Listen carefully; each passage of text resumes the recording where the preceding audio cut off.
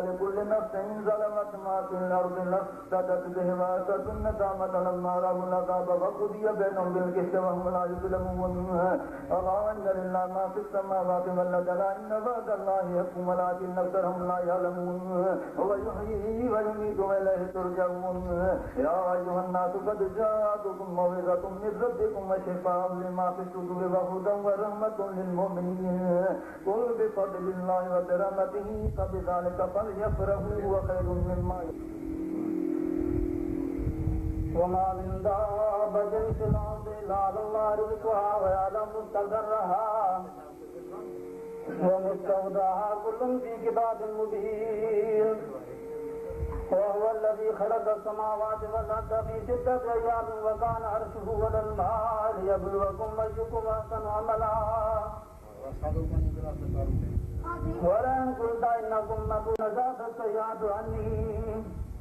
إنه لفرح فخور إلا الذين صبروا وعملوا الصالحات أولئك لهم مغفرة وأجر كبير. فلعلك تارك بعض ما يوحى إليك وضائق به صدرك أن يقولوا لولا أنزل عليك كنز أو جاء معه ملك إنما أنت نذير والله على كل شيء وكيل. أم يقولون افترى قل فأتوا بعشر سور مثله مفتريات وادعوا ما استطعتم من دون الله إن كنتم صادقين. فإن لم يستجيبوا لكم فاعلموا أنما أنزل بعلم الله وأن لا إله إلا هو فهل أنتم مسلمون. من كان يريد الحياة الدنيا وزينتها نوفي إليهم أعمالهم فيها وهم فيها لا يبخسون. أولئك الذين ليس لهم في الآخرة إلا النار وحبط ما صنعوا فيها وباطل ما كانوا يعملون. فمن كان على بينة من ربه ويتلوه شاهد منه ومن قبله كتاب موسى إماما ورحمة أولئك يؤمنون به ومن يكفر به من العذاب فالنار موعده فلا تك في مرية منه إنه لكم من ربك ولكن أكثر الناس لا يؤمنون. ومن أظلم ممن افترى على الله كذبا أولئك يردون إلى ربهم يقول أشهد هؤلاء الذين كذبوا على ربهم ألا لعنة الله على الظالمين الذين يصدون عن سبيل الله يبغونها وجعلهم بالآخرة كافرون. أولئك لم يكونوا موجودين في الأرض ما كان لهم من دون الله من أولياء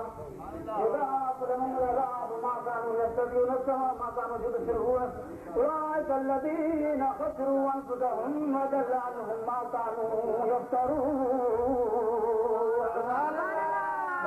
أنهم في الآخرة هم الأخسرون. إن الذين آمنوا وعملوا الصالحات وأخبتوا إلى ربهم أولئك أصحاب الجنة هم فيها خالدون. مثل الفريقين كلاما ولا سمع والبصير والسميع هل يستويان مثلا فلا تذكرون. ولقد أرسلنا نوحا إلى قومه إني لكم نذير مبين ألا تعبدوا إلا الله إني أخاف عليكم عذاب يوم عليم. فقال الملأ الذين كفروا من قومه ما نراك إلا بشرا مثلنا وما نراك اتبعك إلا الذين هم أراذلنا بادي الرأي وما نرى لكم علينا من فضل بل نظنكم كاذبين. قال يا قوم أرأيتم إن كنت على بينة من ربي وآتاني رحمة من عنده فعميت عليكم أنلزمكمها وأنتم لها كارهون. ويا قوم لا أسألكم عليه مالا إن أجري إلا على الله وما أنا بطارد الذين آمنوا إنهم ملاقو ربهم ولكني أراكم قوما تجهلون. ويا قوم من ينصرني من الله إن تركتهم فلا تذكرون. ولا أقول لكم عندي خزائن الله ولا أعلم الغيب ولا أقول لي ولكم ولا أقول الذين تزدري أعينكم لن يؤتيهم الله خيرا الله أعلم بما في أنفسهم إني لمن الظالمين. قالوا يا نوح قد جادلتنا فأكثرت جدالنا فأتنا بما تعظنا إن كنت من الصادقين. قال إنما يأتيكم به الله إن شاء ما أنتم بمعجزين. ولا ينفعكم نصحي إن أردت أن أنفع لكم إن كان الله يريد أن يخرجكم هو ربكم وإليه ترجعون. أم يقولون افتراه قل إن افتريته فعلي إجرامي وأنا بريء مما تجرمون وأوحي إلى نوح أنه لن يؤمن من قومك إلا من قد آمن فلا تبتئس بما كانوا يفعلون واصنع الفلك بأعيننا ووحينا ولا تخاطبني في الذين ظلموا إنهم مغرقون ويصنع الفلك وكلما مر عليه ملأ من قومه سخروا منه قال إن تسخروا منا فإنا نسخر منكم كما تسخرون فسوف تعلمون من يأتيه عذاب يخزيه ويحل عليه عذاب مقيم حتى إذا جاء أمرنا وفارت النور قلنا نلقي من كل زوجين اثنين وأهلك إلى من صدق عليه القول ومن آمن وما آمن معه إلا قليل وقال اركبوا فيها بسم الله مجرها ومرساها إن ربي لغفور رحيم وهي تجري بهم في موج كالجبال ونادى نوح ابنه وكان في منزله يا بني اركب معنا ولا تكن مع الكافرين قال سآوي إلى جبل يعصمني من الماء قال لا عاصم اليوم من أمر الله إلا من رحم ونادى نوح ابنه بسم الله مجريها ومرساها إن ربي لغفور رحيم وهي تجري بهم في موج كالجبال ونادى نوح ابنه وكان في منزله يا بني اركب معنا ولا تكن مع الكافرين قال سآوي إلى جبل يعصمني من الماء قال لا عاصم اليوم من أمر الله إلا من رحم وحال بينهما الموج فكان من المغرقين وقيل يا أرض ابلعي ماءك ويا سماء واقلعي وغيض الماء وقضي الأمر واستوت على الجود وقيل بعدا للقوم الظالمين ونادى نوح ربه فقال رب إن ابني من أهلي وإن وعدك الحق وأنت أحكم الحاكمين قال يا نوح إنه ليس من أهلك إنه عمل غير صالح فلا تسأل ما ليس لك به علم إني أعظك أن تكون من الجاهلين قال رب إني أعوذ بك أن أسألك ما ليس لي به علم وإلا أنظرون إني توكلت على الله ربي وربكم ما من دابة إلا هو آخذ بناصيتها إن ربي على صراط مستقيم فقد أبلغتكم ما أرسلت به إليكم ولكن يراكم قوما تجهلون ولكن يراكم قوما تجهلون إني توكلت على الله ربي وربكم ما من دابة إلا هو آخذ بناصيتها إن ربي على صراط مستقيم فإن تولوا فقد أبلغتكم ما أرسلت به إليكم ويستخلف ربي قوما غيركم ولا تضرونه شيئا إن ربي يرى كل شيء عظيم ولما جاء أمرنا نجينا هودا والذين آمنوا معه برحمة منا ونجيناهم من عذاب غليظ وتلك عاد جحدوا بآيات ربهم وعصوا رسله واتبعوا أمر كل جبار عنيد وأتبعوا في هذه الدنيا لعنة يوم القيامة ألا إن عادا كفروا ربهم ولا بعدا لعاد القوم هود وإلى ثمود أخاهم صالحا قال يا قوم اعبدوا الله ما لكم من إله غيره قد جاءتكم بينة من ربكم هذه ناقة الله لكم آية أخاهم صالحا قال يا قوم اعبدوا الله ما لكم من إله غيره هو أنشأكم من الأرض واستعمركم فيها فاستغفروه ثم توبوا إليه إن ربي قريب مجيب قد كنت فينا مرجبا قبل هذا تنهانا عن نعبد ما يعبد آباؤنا فإننا لفي شك مما تدعونا إليه مريب قال يا قوم أرأيتم إن كنت على بينة من ربي وآتاني منه رحمة فمن ينصرني من الله إن أتيته فما تزيدونني غير تخسير هذه ناقة الله لكم آية فذروها تأكل في يد الله ولا تمسوها بسوء فيأخذكم عذاب قريب فذروها فقال تمتعوا في داركم ثلاثة أيام ذلك وعد غير مكذوب فلما جاء أمرنا نجينا صالحا والذين آمنوا معه برحمة منا فلما جاء أمرنا نجينا صالحا والذين آمنوا معه برحمة منا من خزي يومئذ إن ربك هو القوي العزيز فأخذ الذين ظلموا السيئة فأصبحوا في ديار جاثمين كأن لم يغنوا فيها ألا إن ثمود كفروا ربهم ألا بعدا لثمود ولقد جاءت رسلنا إبراهيم بالبشرى قالوا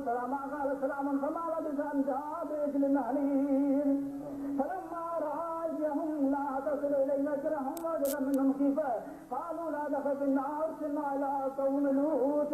وامرأته قائمة فضحكت فبشرناها بإسحاق ومن وراء إسحاق يعقوب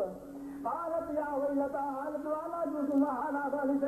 إن هذا لشيء عظيم قالوا وتعجبين من أمر الله رحمة الله وبركاته عليكم أهل البيت إنه حميد مجيد فلما ذهب إبراهيم الذو وجاءته البشرى جاءتنا في قوم لوط إن إبراهيم لحليم أواه منيب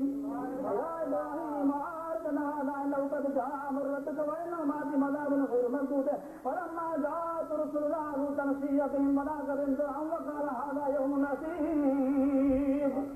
وجاءه قومه يهرون إليه ومن قبل قالوا يعملون السجارة قال يا قوم هؤلاء بناتي هنا لكم فاتقوا الله ولا تخزون في ضيفي ليس منكم رجل رشيد قالوا لقد علمت ما لنا في بناتك من حق وإنك لتعلم ما نريد قال لو أن لي بكم قوة أو أوي إلى ركن شديد قالوا يا لوط إن رسل ربك لن يصلوا إليك فأسر ذلك بقدر من الليل ولا يلتفت منكم أحد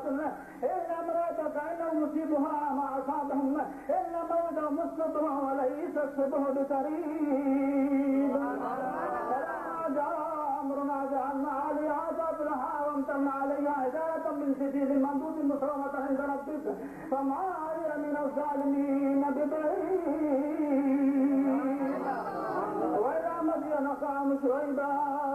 قال يا قوم اعبدوا الله ما لكم من إله غيره ولا تنقصوا المكيال والميزان إن لكم بخير وإني أخاف عليكم عذاب يوم مهين ولا تنقصوا المكيال والميزان بالقسط ولا تبخسوا الناس أشياءهم ولا تأسوا بالمفسدين بقية الله خير لكم إن كنتم مؤمنين ما أنا عليكم بحفيظ قالوا يا شعيب صلاتك تأمرك أن نترك ما يعبد آباؤنا ونفعل في أموالنا ما نشاء إنك لأنت الحليم الرشيد قال يا قوم أرأيتم إن كنت على بينة من ربي ورزقني منه رزقا حسنا وما أريد أن أخالفكم إلى ما أنهاكم عنه إن أريد إلا الإصلاح ما استطعت وما توفيقي إلا بالله عليه توكلت وإليه أنيب ويا قوم لا يجرمنكم شقاقي أن يصيبكم مثل ما أصاب قوم نوح أو قوم هود أو قوم صالح وما قوم لوط منكم ببعيد واستغفروا ربكم ثم توبوا إليه إن ربي رحيم ودود قالوا يا شعيب ما نذكر كثيرا مما تقول وإنا لنراك فينا ضعيفا ولولا أردت لرسمناك معا علينا بعزيز قال يا قوم راسي أسود من الله واتخذتم وراءكم سهريا إن ربي بما تعملون محيط ويا قوم اعملوا ولا مكانتكم مني عامل سوف تعلمون من يأتي العذاب يخزيه من وقالكم فارتقبوا إني معكم رقيب سبحان الله ولما جاء أمرنا نجينا شعيبا والذين آمنوا معه برحمة منا وأخذت الذين ظلموا السيئات فأصلوا في ديارهم جاثمين قالوا لم يصلوا فيها على بعدا لمدين كما بعدت ثمود أرسلنا موسى بآياتنا وسلطان مبين إلى فرعون ملئه فتولوا من فرعون ما أمر فرعون برشيد سبحان الله يوم القيامة فأورثهم النار وتلك الغرفة الموعود وأتبعوا في هذه لعنته يوم القيامة ليس لفظ المقول ذلك من أنباء القرآن نقص عليك من آباء واسيد وما ظلمناهم ولكن ظلموا أنفسهم فما أغنت عنهم عاداتهم الذي يدعون من دون الله من شيء لما جاء من ربك ما زادهم غير تتبيب وكذلك أخذ ربك إذا أخذ القرى وهي ظالمة إن أخذه أليم شديد إن في ذلك الآية لمن خاف العذاب الآخرة ذلك يوم مجموع له الناس وذلك يوم مشهود فما نؤخره إلا لأجل معدود يوم يأتي لا تكلم نفس إلا بإذنه فمنهم شقي وسعيد فأما الذين شقوا ففي النار لهم فيها زفير وشهيق خالدين فيها ما دامت السماوات والأرض إلا ما شاء ربك ربك فعال لما يريد فأما الذين فازوا ففي الجنة خالدين فيها ما دامت السماوات والأرض إلا ما شاء ربك كان غير مسدود فلا تك في مرية مما يعبد هؤلاء ما يعبدون إلا كما يعبد آباؤهم من قبل وإنا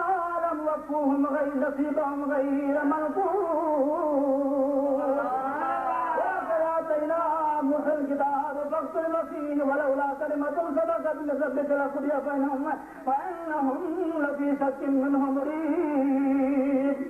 وأن كلا لما ليوفينهم ربك أعمالهم إنه بما يعملون خبير فاستقم كما أمرت ومن تاب معك ولا تطغوا إنه بما تعملون بصير ولا تركنوا إلى الذين ظلموا فتمسكم النار ما لكم من دون الله من أولياء ثم لا تنصرون وأقم الصلاة طرفي النهار وزلفا من الليل إن الحسنات يذهبن السيئات ذلك ذكرى للذاكرين فاصبر فإن الله لا يضيع أجر المحسنين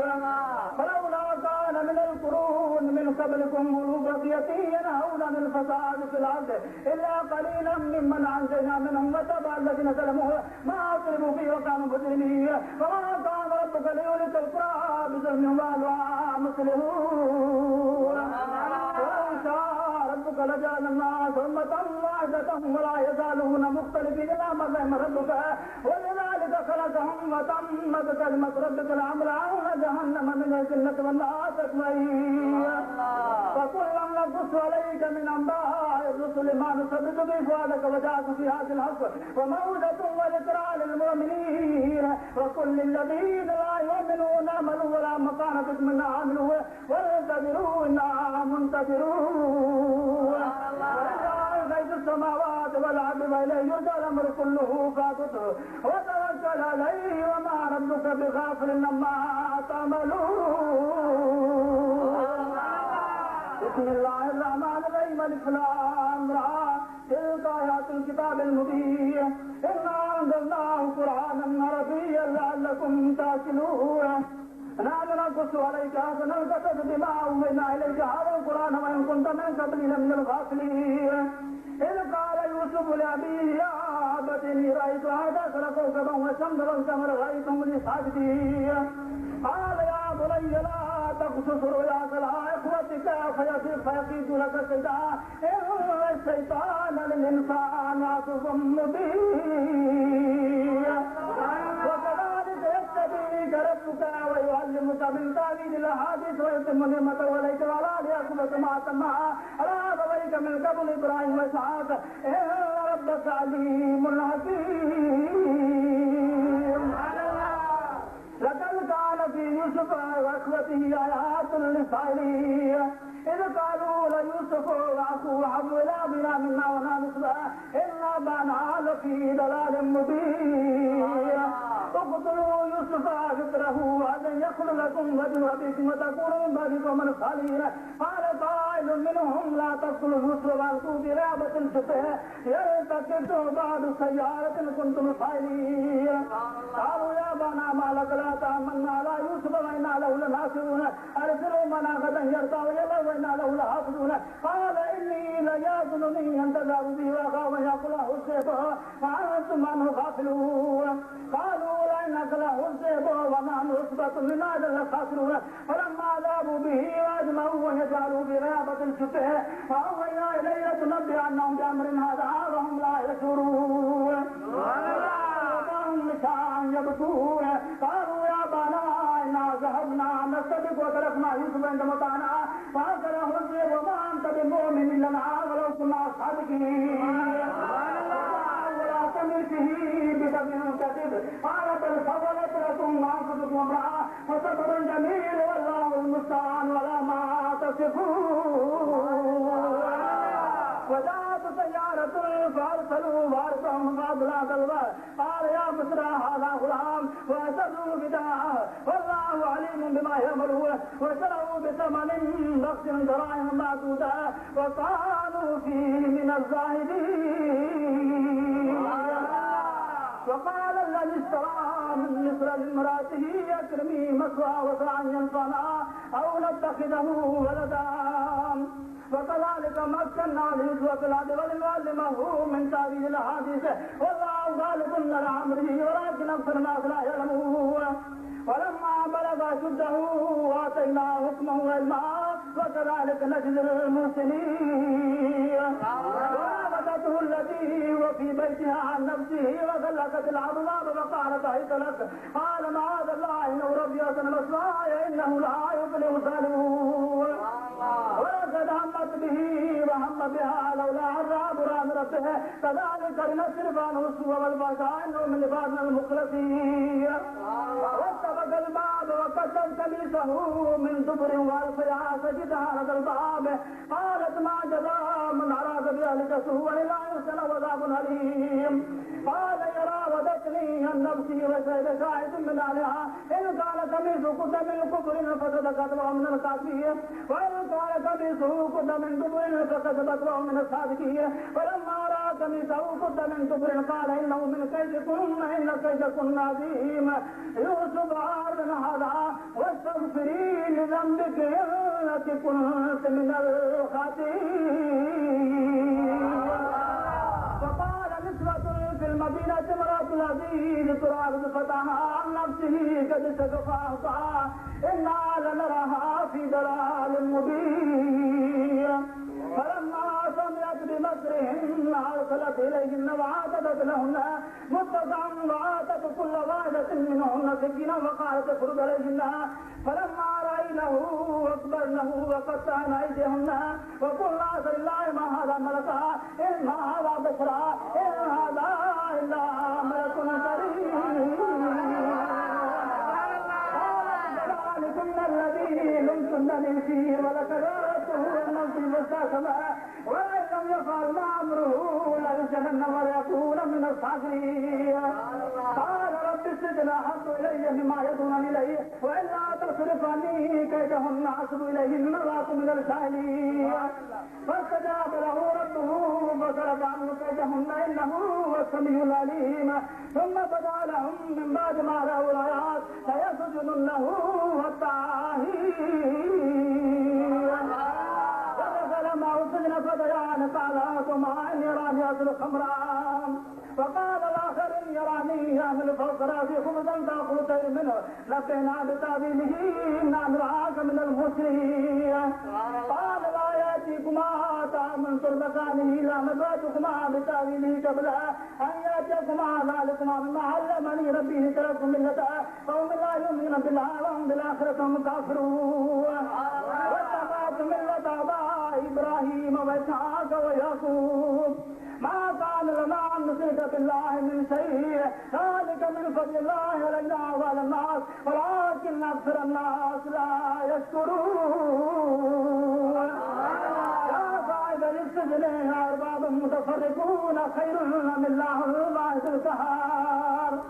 ما تعبدون من دونه الا اسماء سميتموها انتم واباؤكم ما انزل بها من سلطان إليكم إلا لله أمر لا تعبدوا إلا إياه ذلك دين القيم ولكن أكثر الناس لا يعلمون. يا صاحب السجن ما أحدكما فيسقي ربه خمرا فأما الآخر فيشرب فتأكل طير من رأسه قضي الأمر الذي فيه تستفتيان. فقال للذي ظن أنه ناج منهم اذكر ربك فأنسى الشيطان ذكر ربه فلبث في السجن بضع سنين. وإني أرى سبع بقرات سمان يأكلهن سبع نجاب وسبع سنبلات خضر وأخرى يابسات. يا أيها الملأ ائتوني في رؤياي إن كنتم للرؤيا تعبرون. قالوا أضغاث أحلام وما نحن بتأويل الأحلام بعالمين. فقال الذي نجا منهما وادكر بعد أمة وأنا أنبئكم بتأويله فارسلون. يوسف أيها الصديق افتنا في سبع بقرات سمان يأكلهن سبع نجاب وسبع سنبلات خضر وأخرى يابسات لعلي أرجع إلى الناس لعلهم يعلمون. قال تزرعون 7 سنين دابا فما حصدتم فذروا في سنبله إلا قليلا مما تأكلون. ثم يأتي عند ذلك 7 شداد يأكلن ما قدمتم لهن إلا قليلا مما تصلون. ثم يأتي عند ذلك عام فيه يغاث الناس وفيه يأسرون. وقال الملك ائتوني به فلما جاءه الرسول قال ارجع إلى ربك فسألوا ما بال نسوة اللاتي قطعن أيديهن إن ربي بكيدهن عليم. قال ما يوسف عن نفسه كنا عذر الآن ما علمنا عليه من سوء. قالت امرأة العزيز الآن عصاك الحق ونراوته عن نفسه وإنه لمن الصادقين. ذلك ليعلم أني لم أخنه بالغيب وأن الله لا يأتي كيد الخائنين.